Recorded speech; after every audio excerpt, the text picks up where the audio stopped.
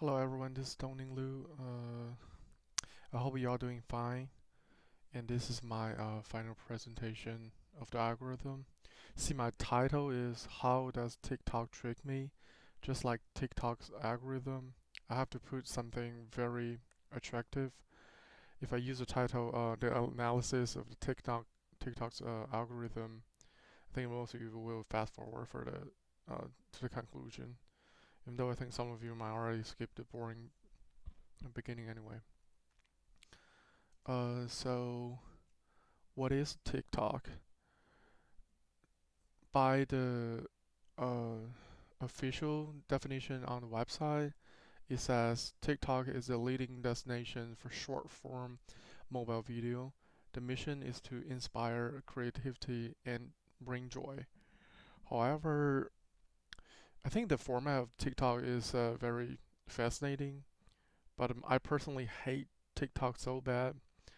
One of the reasons is because my little nephew loves to use it, and he learned too many pranks from it, and some of them are really not decent. But the reason I use this topic is because uh, it is such a popular app, and this app is invented by a Chinese company called ByteDance, and it's the I think it's the lower company of the WeChat, which is Tencent. And it was almost the first app that got banned by the government administration. When I was in China, a lot of the websites or app they got banned. For example, like Google's, Facebook. I don't think Google got banned. It wasn't that competitive as the other companies in China. Uh, there was not there was no Facebook. There was a Chinese Facebook version, but it wasn't really that good. Anyway, I I don't think there's a app has been banned by the government in America, but this one was like a huge news. That's why I was trying to bring it up, see what's going on. Um, Although TikTok is still online at this moment, and I'm pretty sure that they are doing many lawsuits right now. But a Chinese app that has this much influence, I think it is deserved to be brought up and talked about. Oh, I just want to mention something really quick because TikTok is really something different in China.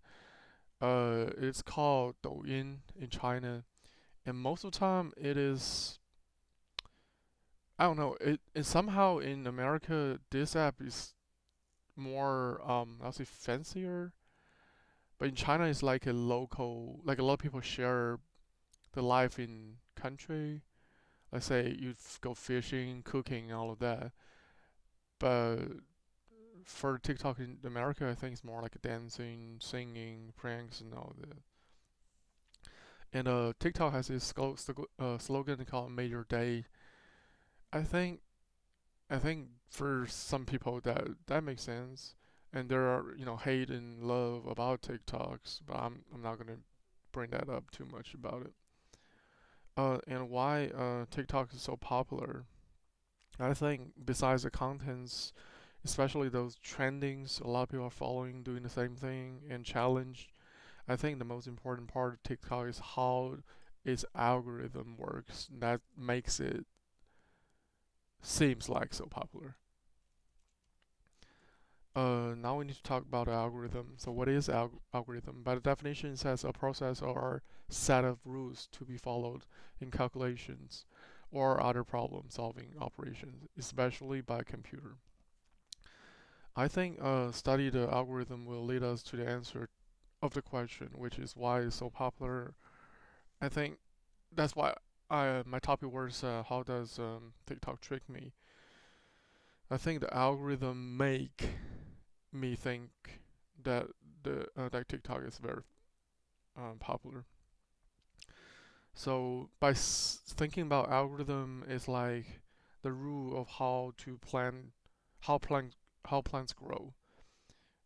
You can modify the seeds environment to make the plant grow in a different way, so that the outcome will be different. For example, you will shorten the life cycle, or it will grow more. Let's say you plant a corn there. If you give it a like perfect environment to grow, you got more corn, you harvest good. However, you still grow from the seeds to a corn. There's no way that you can just get a corn without a seed. That's how the algorithm works. That for me, it's like from the beginning to the end, there's a order. Everything starts from the sketch. Uh oh, that's my plan picture. Now I'm talking about the recommendation system. Most of all, I mean, what is a recommendation system? By the definition, says a recommender system or recommendation system, sometimes replacing system with a syndrome such as a platform or engine, is a subclass of information filtering system that seeks to predict the rating or preference a user will give to an item. They are primarily used in commercial applications. See, we have basically all the major websites or apps are using the recommendation system. We have Amazon here, Netflix here, Facebook and Twitter. Um, I think Netflix did this pretty good because most of the time when you watch a movie, it will just show you something similar, either the actors or same directors they put in there. You don't feel that you're not like forced to see what's going on, what's their suggestion. I think for Facebook and Twitter is or other, let's say Instagram, they would just for me more like they force you to see something new. They would ask you, oh, you may like this one, you may like that one. It's not really that convenient for me. And for Amazon, sometimes it works because they will suggest you something related to whatever you buy. Um, for example, you buy a car seat, they will suggest you if you need a vacuum or a brush or something like about the car, and then I think it's kind of useful. But they need to stop sending the ads like to other websites. I mean, a lot of websites want to do the affiliate marketing. That's why I guess. I think the reason they want to guess what do you like is because they want you to spend more time on their websites. The more time you spend on the app, the more money they will make from the ads. I remember one of the recent Congress hearing of questioning CEO of Facebook, uh, excuse me, Mark Zuckerberg. That's online. I think I watched it. It was like some of the um, they assume that was a funny video, but I think it's interesting. They were talking about the security of Facebook and how they operate. One of the congressmen asked him, since we can use the Facebook for free, and then how do you make money from the website? And he just simply answered, we ran ads. So think about a big company, internet company like Facebook, they basically just run ads for money. So they must run a lot of ads just for money. I mean, even though it's all about money, but I think how to keep the customer on the side is very, very important. Because a lot of time when you see there's a freshman of using an app, when you get an app, you think, okay, this is new and there's something I really wanted. There's maybe one feature I really wanted, and then I use it for several days. But later you find out, okay, this after you lose that freshman, that how to keep your customers in the app and how to get them back in the app. I think that's very important. Um, this push notification thing is, I mean, it's not new right now. But I remember when it first come out, it just like a lot of people think, oh, this is a good event. But I would say, look at, I mean, the CNN news. You always have like a breaking news. That for me, that's like a push notification. I mean, all of them are used to be just news. I mean, they start with this breaking news. So in that case, like people want to see, okay, what's happening now? But I'll say not everything is like really breaking news right now. But they're just using this way to track too. For this, excuse me. This push notification, it says push notification is a message that pops up on a mobile device.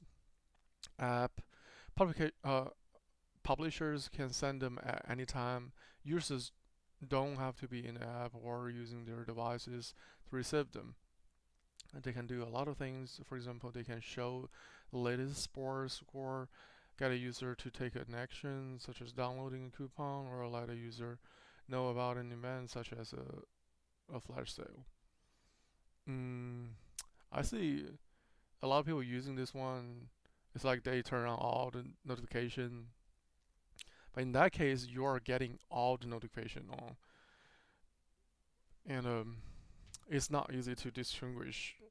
This is so-called headline news is very popular nowadays. Social media will push this notification as a quality, which is centered around the customer. I'm pretty sure like all of you had this experience about when you get into a social media app and they'll ask you, what do you like or what are you most interested in? And after all, they will just push this information you like so that you will keep using the same app over and over again simply because you are reviewing the contents that you're enjoying. Or if you click a piece of news because of the title or contents, let's say study shows that COVID will cause more death in college students, and then you um, probably will get some more pushes, I mean notifications about COVID or college student or both. This kind of algorithms like finding your, for me it's like finding your soulmate. I mean, I find a picture that says why some soulmates relationships don't last. I'm just saying like because they don't use the recommendation system. But basically is I'm saying like um I don't know why it feels like app sometimes is designed for us. I'll say because they push only the things you like, and it's like we choose our partners, we share some common interests, and we get along with each other, and we don't bother each other that much. When I don't want to use it, I don't want to. I can just put it away. So when we spend some time together, we'll have more fun. So when the social media pushing you the notification, it's like they pushing you a soulmate, the perfect one you like about you want to hang out with. That's why you want to spend more time on there. But I'm always wondering how many people like me feel uncomfortable when we see a little red dot on the right top corner of the app. It just bothers me so a lot. Whenever I don't know, like whoever invented this feature, it is giving me it, like the original idea is trying to give people more attention. However, I think it started generating anxiety at this moment. Anyway, this is a good way to push notification. I think like you want to see it, you saw a little dot. I think it seems like most people are used to this right now, but for me personally, the majority of the time, I think those push notifications are not that useful. 'Cause- and they would just use some thrill titles to drag you in. Once you are in, they really don't talk about anything associated with the title. I think just recently there's a lawsuit in China talking about, and in WeChat, like they have they're starting their own social media, like a fan page or something, talking about certain things, and they'll use a fake titles. And when you get in, it's really not something you want. But I think the original idea for this one, it's good. Okay, now I need to talk about algorithm of TikTok. How does the TikTok work? I think the whole process can be summarized as three parts. Is tag the contents, tag the customers, and pushing notification based on the tags. Like whatever tags generated of the contents and the customers, they have a analysis between the people who are using and seeing this content. And of course, there's tons of the categories that you like the topics that will fill in, but a single sorting by group is not going to finish job that TikTok wants. TikTok uses a genetic algorithm. Basically, it's like a tree algorithm. I mean, of course, it's a sorting a sorting algorithm. But a tree algorithm, there are so many basic topics you like. You know, they have like the hashtags. Some of the hashtag doesn't even make any sense when you first see them. It's like really long, but you have to separate them. For example, looking at this screen right here, this one says right here, social media marketing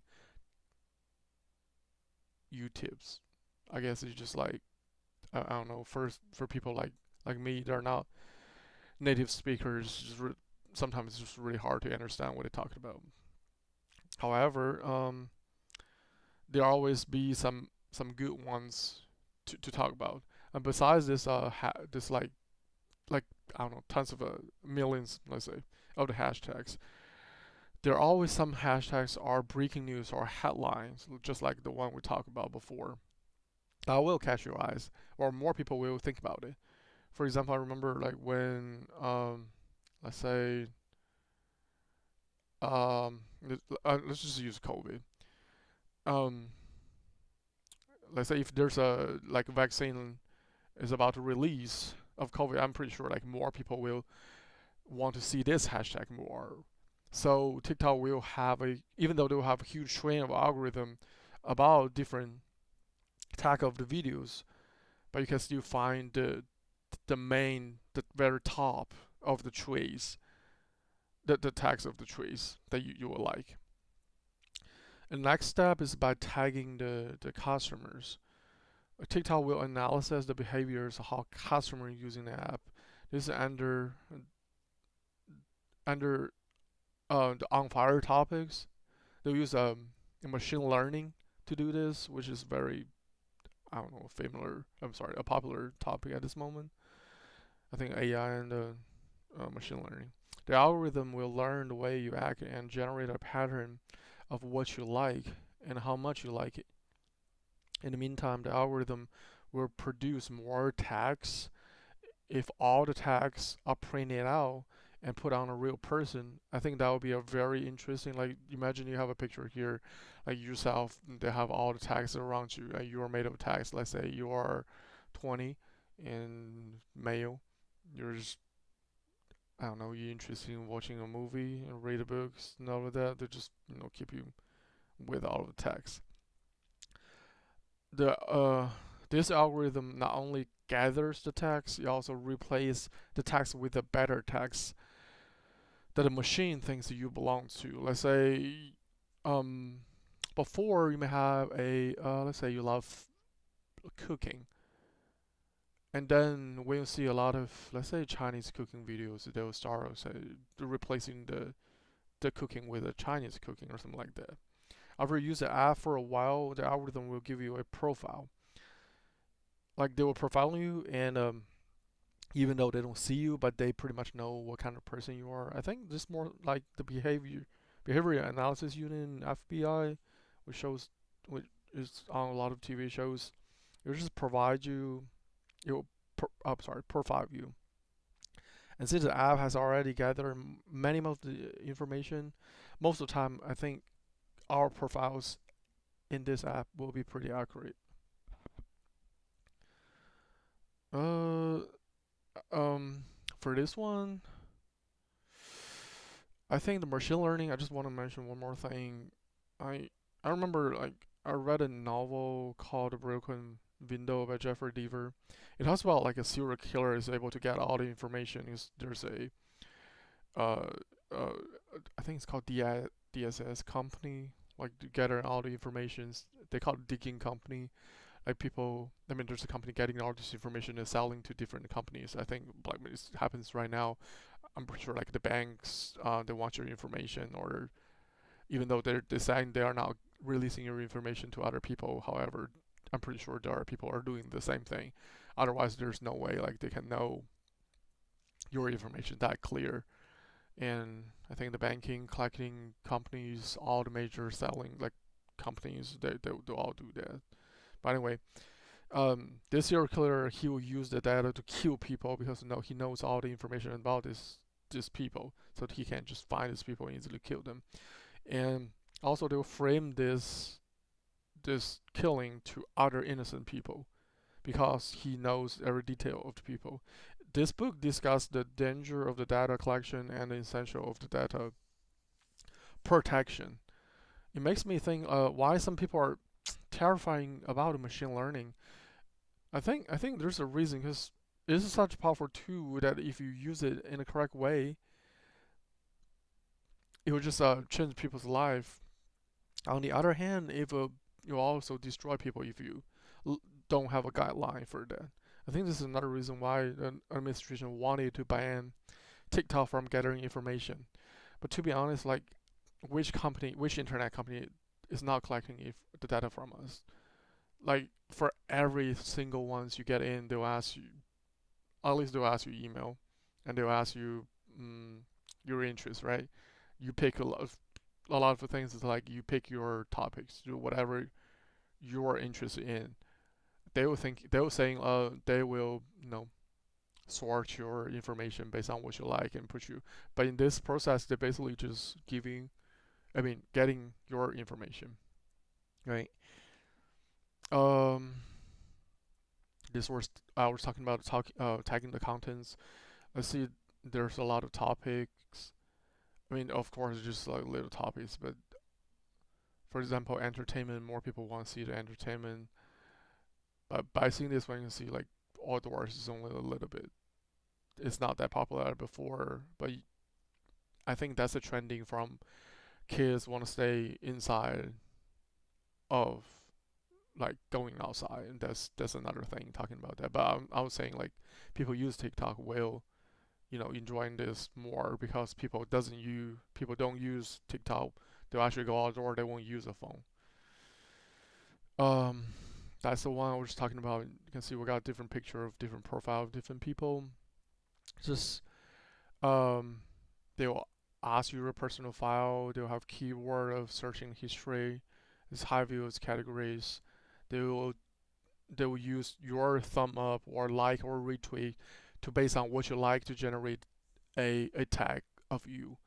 And the comment same thing. If you comment on something, it means like your interest in there. There are two things here: is a friend's um, information. Not only do you get gathering your information, they're also gathering your friends' information. Because let's say your friends, maybe you share the same interests or same topics, and they'll assume that you are also a interested in that kind of topic, and they'll share this data, which is kind of creepy for me. But I think that's just the way it used to be. Uh, I'll do a little analysis about this algorithm. But we were talking about we're sorting um, and changing, but the basic one, I was I'll skip this two for now and I'll come back. The one I want to talk about is the A/B test. This one is not only in a computer system. I mean, not in. I'm sorry, not only in computer science, also in another like a lot of other field. Let's say finance. They'll use all this A/B testing. Basically, um, let's see. A/B testing is at least I have a definition here is as at its most basic, it's a way to compare two versions of something to figure out which performance are better. While it's most often associated with websites and apps, you start an A/B test by deciding what it is you want to test. For example, the size of the subscribe button on your TikTok. Then you need to know how you want to evaluate the performance. In this case, let's say your metric is the number of the visitors who click on the buttons. To run the test, you show two sets of users of different versions and determine which influence your success metric the most. In this case, which button size caused more visitors click. So, for example, I have like a right here is my TikTok page. I use this A as my button. But I use this big computer here as another button. See which button um, people will click more. I mean, in real life, there are a lot of things that influence whether someone clicks. For example, it may be that those on a mobile device are more likely to click on a certain size of the button, while those on desktop are drawn to a different size. Of course, like if it's too small, let's say right here, if it's on the phone, it might be too big. So people tend to click on different size of the button. This is where the randomization can help and is critical. By randomizing which users are in which group, you minimize the chance that other factors like mobile versus desktop will drive your result and average. So basically, TikTok is dumping all these information to a A/B test, but instead of grouping them simply into the into different groups, there are subgroups under the groups, and there are subclasses under the classes. You will never stop sorting this, and think this is a very good algorithm for TikTok. So basically, they're dumping all the information into a let's say a pool, and they will generate let's say 10% of this pool goes to where, and another part goes to where. They'll do all this randomization because they have a huge population of people that can be tested. But when it starts, of course, they don't know. For example, like if I just use the app, there's no way they know what you like exactly. But after you do a lot of the let's say you watch a video of, let's say video is 15 seconds. You watch video, when you see it, let's say there's a puppy, and then you say they're longer, probably means like you like it, and they will just throw you to the pool of the puppy. But if you see, let's say a cat, but you're not a cat person, you just swipe it, and they'll say, okay, this person is not a cat person. Based on all the tags it has been generated by the videos, and they will do whatever they think your pool will be. However, they'll still use this randomizing of this test. We'll go back to this one, see how their recommendation system work.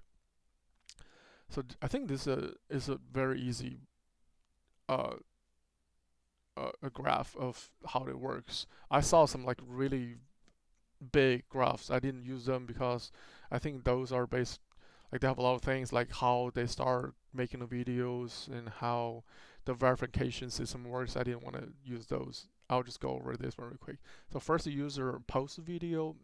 They'll use a video analysis, and this actually by machine, and they will kick out something like a very, I'll say, inappropriate, like by the common moral, and they will push to the audience prediction. They will think that they will push this one to see what you like, and they will push to users, and they will see what's going on based on the performance rating.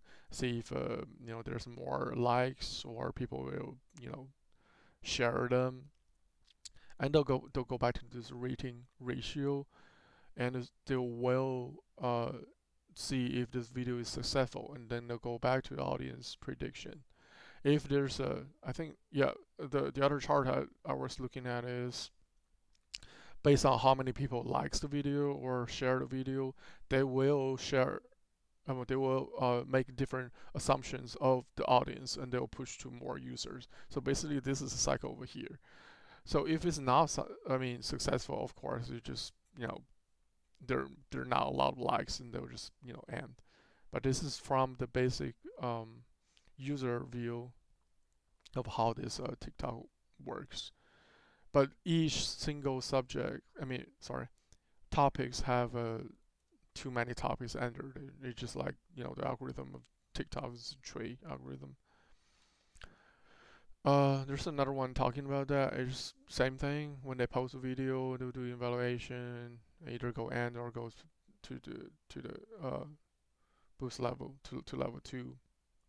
When there's a video level 1 at the audience, is random audience and follower bases and hashtags. Just whoever either follow this person, or like I said, they use the A/B test. They will throw this video to some random people to see if they like it, and to analysis it. Of course, they will send it to a follower, and there's some hashtags. If people like it, will click it, and they'll do this performance evaluation based on all these likes, comments, shares, completion rate, and rewatch rate. I think this is very interesting. Like the completion rate. Like sometimes they can't do that. But for example, like if I watch a video down on TikTok, or for example on YouTube, they will, they'll always have ads on there, like 15 ads, 15 seconds ads, or like 8 seconds ad or something like that. Sometimes I don't want to skip it simply because maybe I'm driving or just put that on, or I'm just too tired to do that. And but for a machine, I think the machine will think, okay, you may like this part. And I remember like when there was a video and there's an ads in there talking about the depressions, and I didn't skip it. And after that, it just keep pushing me all those drugs for like the medicine for depression. I think it's really, that's they should have a better algorithm for that one. And rewatch rate, I think that's good for the evaluation of the performance. And of course, they'll go to a level two audience and talking about when the next, I mean, the core audience for this video. So all in all, I think TikTok is just one of the internet companies that using certain algorithm for more profit. That's for sure. All the companies are doing that. Otherwise, they can't leave. There's no way I can talk about everything about TikTok in just one short video. However, I believe that TikTok is a very competitive company in peers who use a recommendation system, because I think their recommendation system is very um I won't use the word attractive, but it is very attractive because it drags people and put them over there, and people don't want to leave. The advanced part of the system is very typical of data collecting and machine learning. I believe this still gonna be the top topics in the fields for many years. But if that's really the joy of a TikTok, I don't know. But I always talking about. I mean, I always talk about TikTok and how that, I don't know how that works and all of that. It's just I don't, like I said, I don't like TikToks, but I think the company runs in this way, and this is popular in the younger generation. I think we really should get an idea of that. But anyway, thank you for watching. I hope you all have a good time.